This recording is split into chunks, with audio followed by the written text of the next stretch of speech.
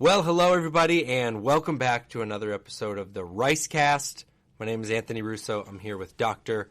Pastor Willie Rice. Pastor Willie, how are you? Doing great. Good to see you, and good to be able to be on the podcast today and visit with everybody. We are here in March in the Clearwater, Florida area where we're coming to you from, where we welcome into our warm embrace Mike Evans back to the Tampa Bay Bucs. Oh, I saw they signed him. Yeah, I did Pastor? see that. Yeah, I did see that. 2 more years with Mike Evans. Yep, I saw the Bucs signed him, and so that's good.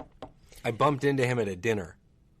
Did I ever tell you the story? I think I did. He recognized you and wanted your autograph and wanted a picture with you and everything. It's actually a very funny story. I don't know that I'll go into all the details here, but Rach had a full conversation with him. Oh, okay. Before I got to talk to him, not knowing who he was.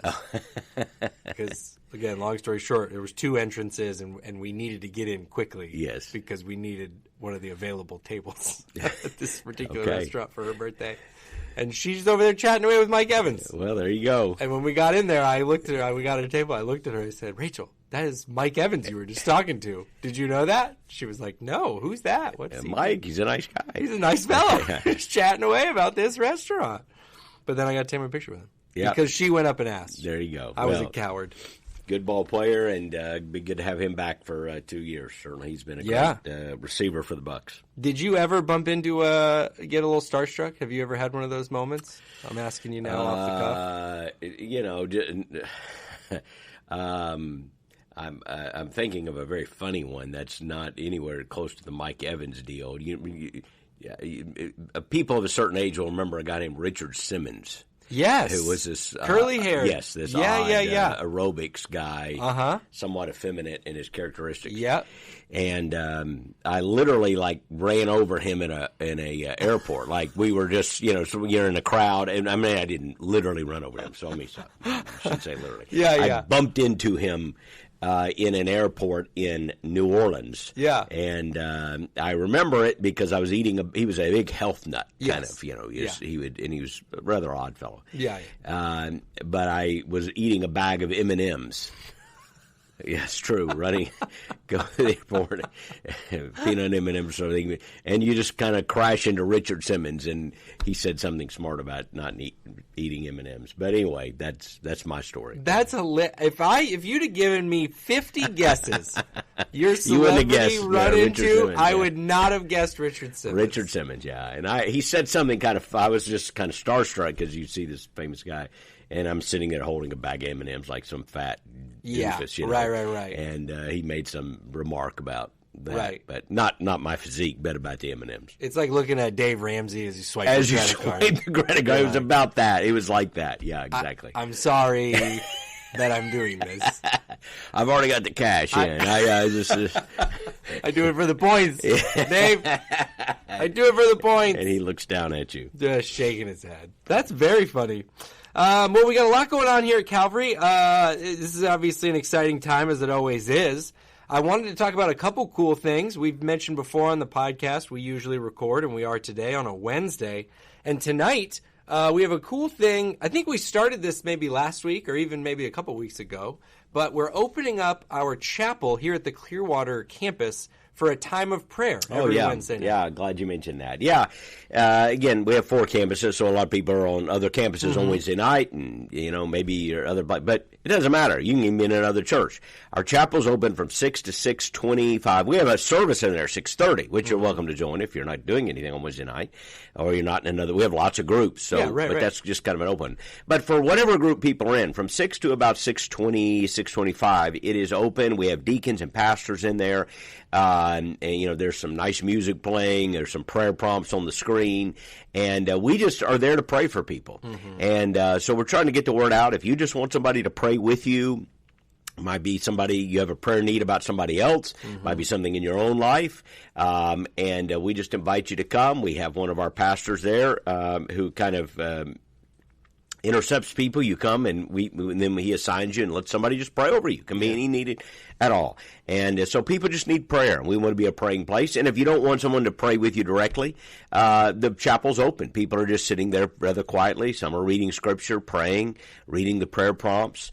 You can pray with a small group over there. It's just for a period of time early on Wednesday night that if you just need prayer, though, we just want to be able to say, hey, if you need someone to pray for you, come. We'll pray. We'll have somebody pray for you. Right. And so even depending on when you're listening to this, if you're around on Wednesday night, 6 o'clock or so, come to the chapel, and we would love to have someone pray for you personally. There's something powerful about just sharing your request with someone individually and then praying over you. And so we will have people praying for you if you'll come and let us know how we can pray for you. I love that. I love that we're setting this up. You know, we've talked on our team a lot about Pastor Mike Hachey, because he always does such a great job when someone says, "Hey, would you pray for me for this?" And we've all done it. Yes. We go, "Yes, I'll add you to the list." I'll definitely take care of it. Pastor Mike just stops what he's doing. No, prays right there. Prays right there. Yeah, and great practice, by the way, and he does that. And but we want to pray. Yeah, And by the way, that's a great thing you can do if you're listening. Someone asks you to pray for them. Don't just promise to stop right there. Very briefly. I was praying with people today in a restaurant. Very briefly, just pray. Yeah. And it's a great evangelistic tool, praying with other people who may not know the Lord. Yeah. Can I pray for you? Most of the time they'll let you. And then go up, by the way, later, 2 or 3 weeks later, and ask them how things are going. Follow up on that. Yeah. And it may be an open door then to maybe have a deeper spiritual conversation. But anyway, yes, pray with people. And we would love to pray with you if you're available on Wednesday night. Wednesday nights, Clearwater campus at the brand new chapel, which is just a really, really, really incredible space, too. I know a lot of people made their way up to see it kind of over the holidays as it was being opened up. But hope that you can come up and take advantage of that, because it's a really special, important time. And we also talked a little last week about the launch of Calvary's 5th campus. Is that correct? That would be the correct, 5th campus. Our 5th campus, which is coming up here very quick. It is Calvary Espanol. Yeah, we're excited about our Hispanic campus under Vladdy Vasquez, who's going to be the pastor. Vladdy's wife, Candace, is our director of children's ministries on our Clearwater campus. But Vladdy has a background in ministry, and so we've been talking to him really for a while now, and we're now ready to launch Calvary Espanol, and they'll be meeting on our Clearwater campus, so it's a little different than the other campuses. It won't be a separate physical campus. A lot of reasons for that. But the service will be held at 11 o'clock in our chapel, same chapel we've just been talking about. So they'll be there at 11 o'clock in the chapel for a full Spanish service, and so we're excited about people reaching people in our community, in that Hispanic community. A lot of times what you will have are people in the Hispanic community, their children will speak, they're bilingual. You know, they're in school. Right. But sometimes the moms, and then if you have a generation above that, may not speak English as well. Or even if they speak English, Spanish is their heart language, you know. It's the language they think in, dream in, and pray in. And so we want to be able to have a service that just speaks to them. Vladdy's a great preacher. He's working with all of our pastors. We're all preaching in the same direction. We work on that together. That's right. And so it'll be a campus. It'll function like a campus, but it will be a separate Hispanic service for our Spanish-speaking friends. A lot of excitement around this. And I wanted to just let you, podcast listeners, know we have kind of a cool step along this process of launching this campus in a launch team kind of interest meeting. This is Sunday, March 17th at 1 o'clock.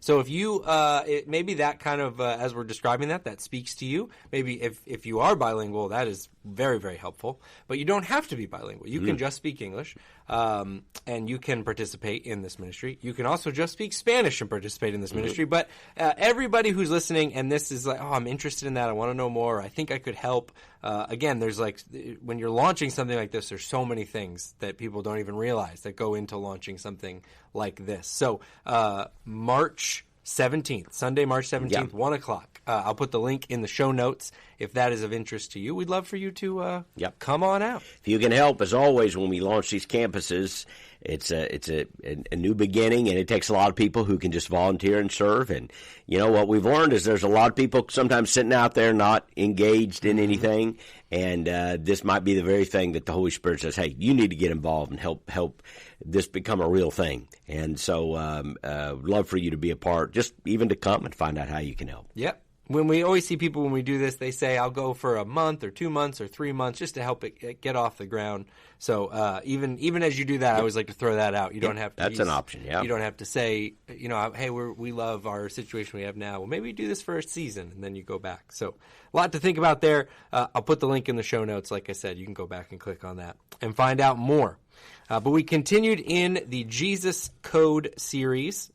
We talked about this was probably, if you went in and I asked most listeners going in, can you name some I am statements of Jesus? There's probably a couple you are super familiar with, and I feel like this one would be one of the lesser known. Would you consider this one a lesser known I am statement of Jesus, Pastor? The one we did last week. The one we just did? I am the gate.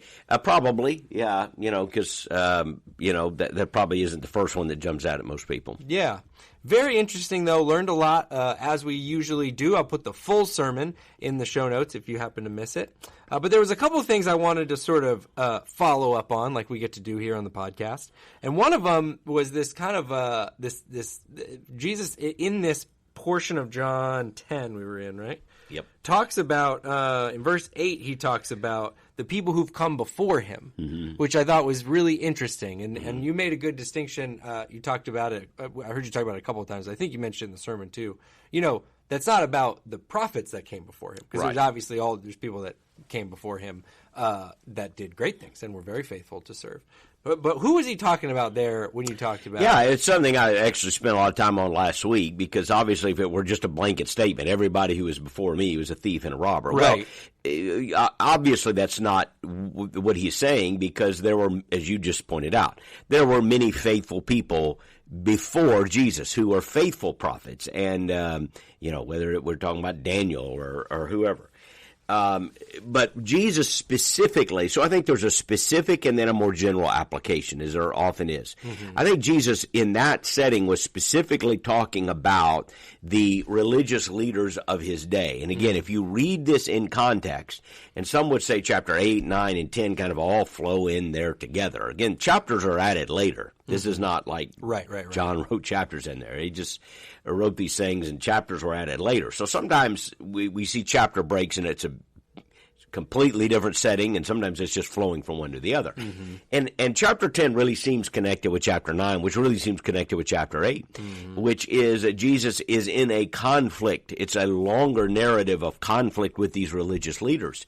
And so you see the religious leaders of the first century, when Jesus heals the blind man in John chapter 9, resisting even being able to admit this is from God. And if you go back into chapter 8, there's that whole conflict that had come to the surface between Jesus and these religious leaders. So who is he talking about? He's probably talking about the religious leaders there of the first century who were in positions of authority, and who were not pointing out faithfully how people could have a relationship with God. They were thieves and robbers. Yeah. He uses that phrase 3 times in that text: thieves and robbers.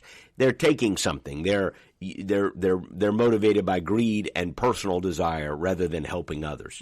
And Jesus is contrasting himself with that, and both in the metaphor of a shepherd and then also as the gate. Right. He's the gate into the pasture of God. Others are not the gate. They've actually tried to jump in over the fence. They didn't, they haven't come in the right way. They're there for their own personal ends as opposed to Jesus. I heard you talk about this, and I heard you talk about you broke this down a couple ways. People, there are people certainly throughout history. The Bible mentions a couple people who straight up claimed to be the Messiah. Exactly. So you talked about that, and I had one. I wanted to ask about this because I was just curious, but this is what it brought to mind as you were talking about this. Jesus being the gate to the pasture. I wondered, is it too much of a stretch to say this might also apply to things or people or brands that sort of claim to bring you to the things that only God can bring. Yeah. Is that a stretch? No, I don't think it's, I mean, it may be stretch-y, but I think it is legitimate, and I'll tell you why. Because in the New Testament itself, Jesus talks about, if in John 10, the most specific application is the religious leaders of the first century who had come immediately prior to Jesus in this context. But later in Jesus' ministry, he's talking about many other false prophets, and he warns about false prophets who are going to come. In fact, we read that text in Matthew 24. Other false prophets are going to come. Then you read throughout the New Testament, and we read about, false prophets or false teachers. In other words, leaders who should be leading you to God, but instead have wrong motives and end up distorting the message of God. And then your question seems to go, maybe a step beyond that, but I don't think illegitimately so, when you're asking, hey, is it not just persons? Is it movements? Is it ideas that become false messiahs, as it were? The Messiah saying, I'm the promised one, the anointed one who comes from God and can lead you to God. And are there other, not just leaders, but are there other ideas? Are there other entities? Are there other things that take the place of a Messiah in our life, promising what only the real Messiah can do? Right. I think that's what you were asking, yeah, more or less. You said it a lot better than I did, but yes. I took a lot more words to say it. Yeah. But yes, I think absolutely that is the case. I mean, we see that observationally, whether Jesus had that in mind in John 10 or not. It's certainly observationally true and scripturally supported. There are many things that promise what only the Messiah can deliver. And they are false messiahs. Yeah, because I it just, for me, working in comms, being interested by all this, branding, marketing, all these different things, there's been a shift, and I think everybody listening today would be very, very familiar with it. There was a time where you would sell something, and you would sell the thing for what it was. You would talk about what it was made out of and what it can do and things like that. And then there's a shift that happens that's observed and documented, and people write on it and things, about not what the thing is or what it does, but what it brings to you, right? So all of a sudden, instead of it being like, this is a lovely computer because it works very fast and it's great, it's like, no, if you buy an Apple computer, you'll be cool and liked and popular and happy. So I think when you were saying that today, I thought, man, there are so many things that when you talk about having peace, having fulfillment, having contentment, satisfaction, that will interject themselves. Boy, if you just had this kind of car, or if only you followed this fitness routine or whatever, you were included in this group, you could get those things. That was definitely what was firing off for me when you were going through that. Well, and then you go back to that trilogy of worldliness from 1 John chapter 2, which you see as a pattern. Once you see it, then you see it all the way through Scripture, which is, what is the world composed of? The lust of the flesh, the lust of the eyes, the pride of life. These are the three things that are become the desires that promise us what they cannot fully deliver. The lust of the flesh being the desire to do something, to feel good. The lust of the eyes, the desire to have something. And the lust and the pride of life, the desire to be something. So really every human desire falls into the desire to do something, the desire to have something, or the desire to be something. And every commercial, as you've just alluded to, that is selling a product, it ultimately appeals to one or more of those senses. Right. If you owned this, everyone would think you're cool. Well, that's the pride of life. Or if you, if you look like this, the supermodel would be attracted to you. And then the lust of the flesh become part of that, catching the eye with that. Yeah. Or just the lust of the eyes. This luxury car, this luxury house, this outfit, and all of those false motives and promise what they cannot deliver. And if you go into 1 John chapter 2, what John says about the world is this: it just doesn't last. They promise things that don't last. like the woman at the well, the water you're drinking of leaves you thirsty again. We've all had the new car experience. Who doesn't love buying a new car, whether it's used or brand new, whether it's new to you? I mean, that's an exciting moment for most people because it doesn't happen but every few years for most people. I mean, you buy every couple months. It's a Tuesday for me. Tuesday, but but for most people, it's like, hey, every couple of years you get a car, and it's a big deal, And but you're happy for a couple of days, for even a couple of weeks, really. But it isn't long before it's just a car.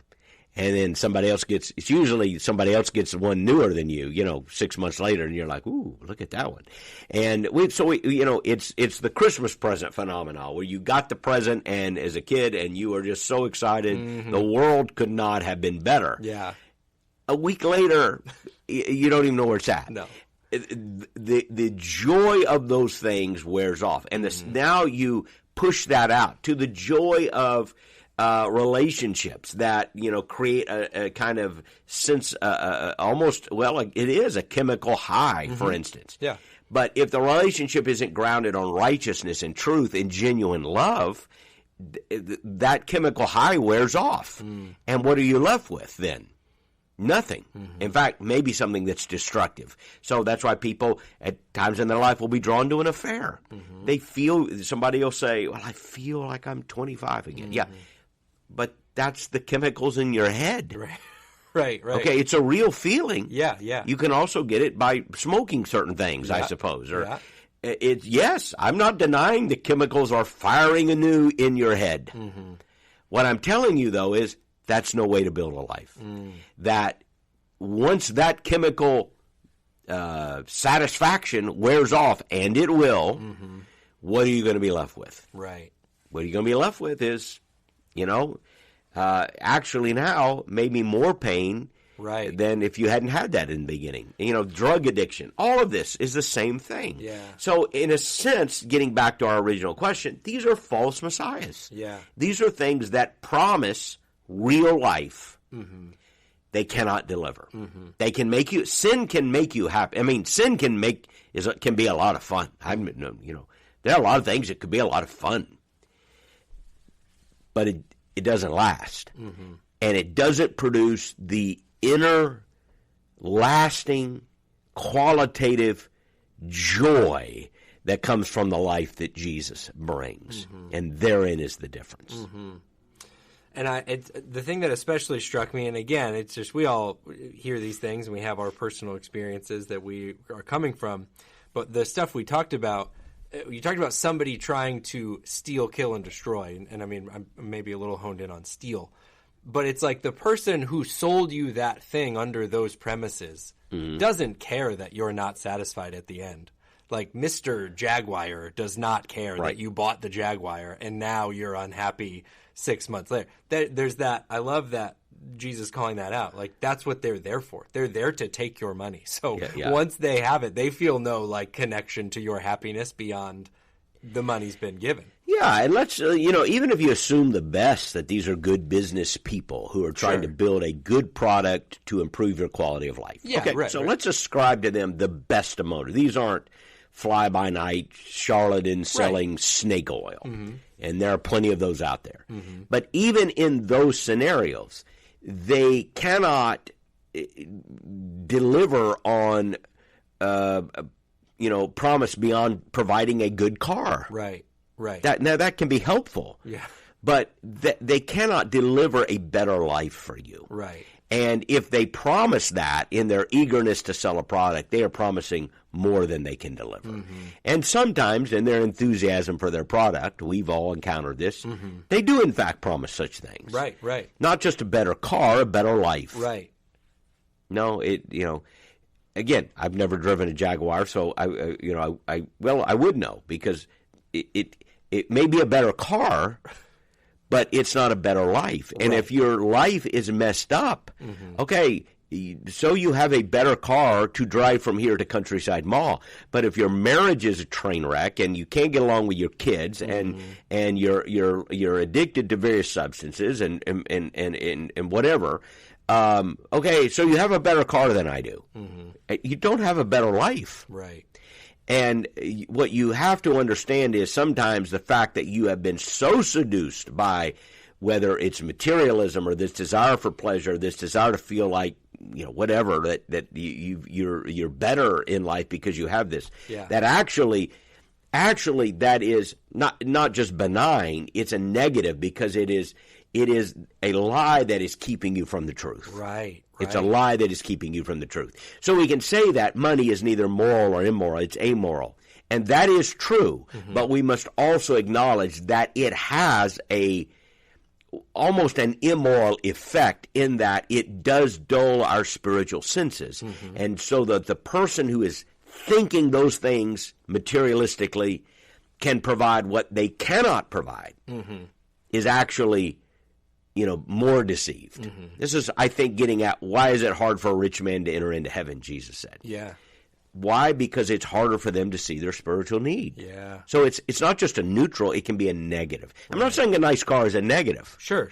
I'm saying that it can be a negative when you believe the lie that a better car means a better life, or a better house means a better life, or if I had an affair and I felt 20 years younger, I would have a better life. No, that's a lie.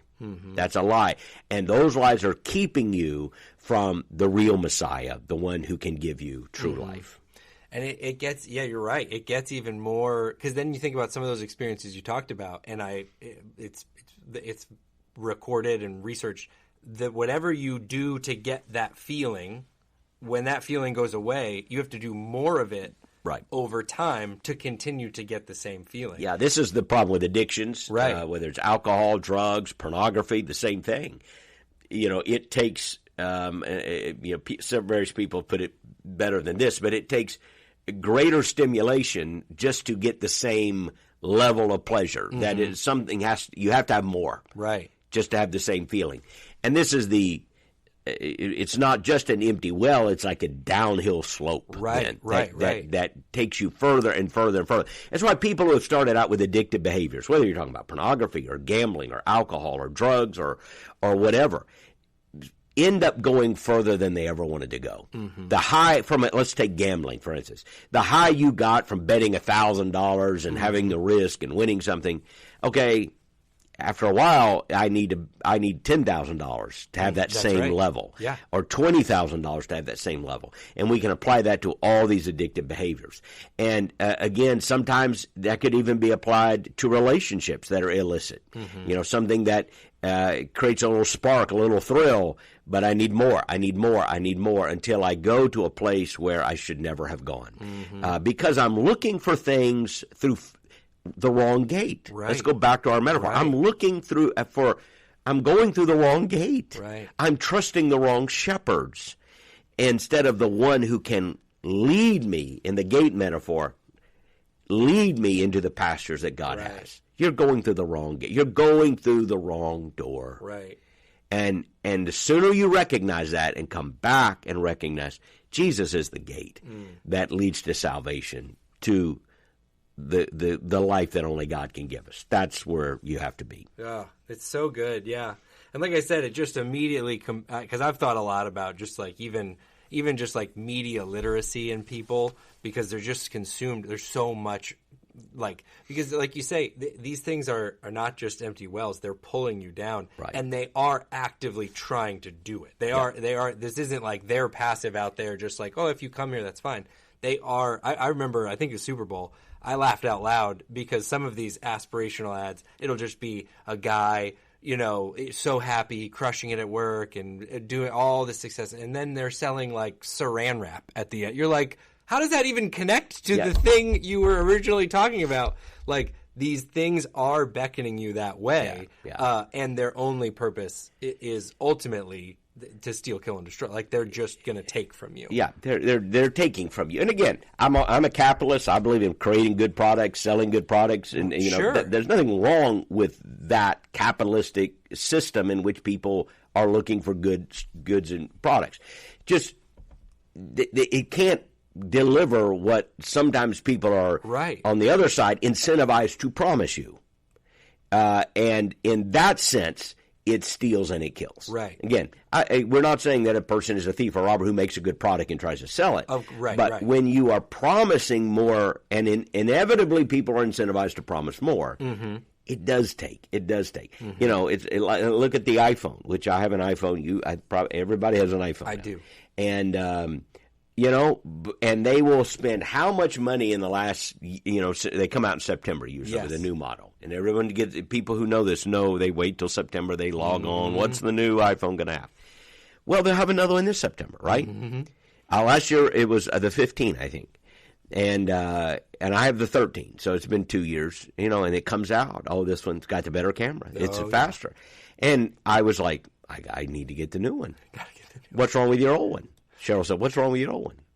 Well, I can't think of anything that's actually wrong with my old one. Right. It's working fine correctly. Yeah. Yes, it's working fine. Is it fat? Well, yes, it seems to do everything I need it to do. But I found myself going, I need that new one. It's supposed to be faster. It's supposed to be bigger, better.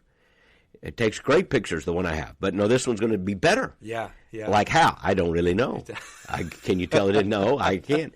But, you know, I found myself going, I need to get it. And for some reason, I didn't get it. And now I'm like, the one I got's working fine. It was fine. Now, Right. Again, at some point, I'll buy the next model. Yeah, of course. But we're into that kind of trap. And you do have to sometimes step back and wait a second. Why was I so motivated to get the latest one? What motivated me? When the one I had was perfectly fine. And you do see that there is this consumerist mentality that has really got some of us on a hamster wheel. And you know, to step back and realize I really didn't need that. I don't need that. And even more than don't need, didn't need is, was I doing that because I thought it could add to my life? Right. And what we're saying is those things. Look, a better phone doesn't equal a better life. No. A better car doesn't equal a better life. A better house doesn't equal a better life. Yeah, I was talking to a guy one time. He lived in a very, very wealthy neighborhood, and but he confessed to me, that the marriage was very, very troubled. And he said, everybody I know in my neighborhood has a bad family. And he was just kind of joking. And it was a very elite area. And he said, but he said, but they ought to call it, have one of those fancy names for little everybody. I don't know who names the neighborhoods. Cloverfield. Yeah. I live on Valley Fields. There's no valley anywhere. Field? There's no field. Florida. Yeah. Yeah. But people comes up with names. Mountain Oaks. Where the closest mountain's 8 hours away. But anyway, I digress. But he said, maybe they should come up with some kind of name, like like the Crazy Broken Place, but whatever. Yeah. But his point was, hey, a lot of beautiful houses, a lot of broken families, and again, I have no problem if you live in a beautiful place, Right. But the point is, if you think that a nicer home equals a nicer family, no. So we as believers need to be able to separate out that stuff that is not those things are false messiahs. They cannot fill the void in our life. Not the lust of the flesh, not sexual pleasures, not the lust of the eyes, having more stuff, not the pride of life, feeling like you're greater. How many likes did you get? How many followers do you have? That doesn't lead you into God's pasture. Jesus is the gate who alone can do that. That's so good. That's so good. Yeah, and I kept using, I'm glad, not to pick on anything, you did a great job clarifying, it's not about people that run businesses and sell things, because there's nothing wrong with that. It's remembering that the gate, the real gate. Yep. We need good cars. We need good houses. Yeah. We need good phones. Sure. And with cameras and all that. Yeah. Lovely. Lovely things. But no, good products can improve our life. Yeah. Medical devices, for instance. And so that's all well and good. Just understand the limits. They can't give you a better life in the sense of joy, forgiveness, healthy relationships.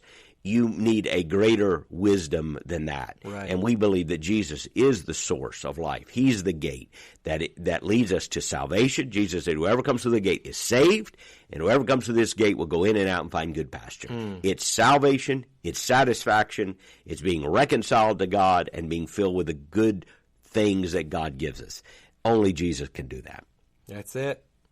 That's it. I think that's a great place to put a pin in our conversation for today, Pastor. Thank you so much for sharing some more about that. I wasn't sure how long we'd talk about that one, but I had a couple others we didn't even get to. Oh, well. That was great, though. Thank you for sharing about that.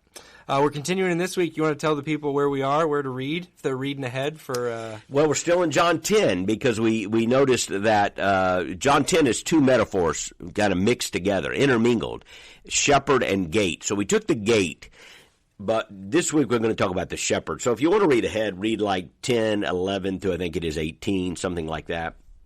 Really, you can start at verse 1, and the whole thing's about the shepherd. Mm-hmm. The gate metaphor's kind of slipped in there, but the bigger one is the shepherd, and I'm very excited about teaching that. I think we're streaming across all of our campuses this week, so actually I'm getting to teach across all four of them. We like to do that once in a while just to kind of bring our church family together, and so read 10, 11 through 18, and we're going to talk about that Jesus said, "I am the good shepherd." It's going to be one of the best ones. I mean, they're all these statements are great statements, but this one is a great statement. You don't want to miss it. No, it's going to be a good Sunday. Hope you can join us at any of our Calvary campuses.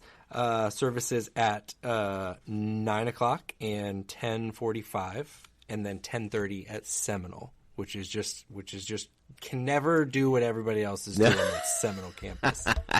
Just kidding. That's my campus. That's why I said that. Hey, we love you, podcast family. Thank you for listening. Thank you for leaving reviews, sharing this with your friends. We love when we hear from you, the people who are listening along. It's always so fun. And we'll be back with another podcast episode here very soon.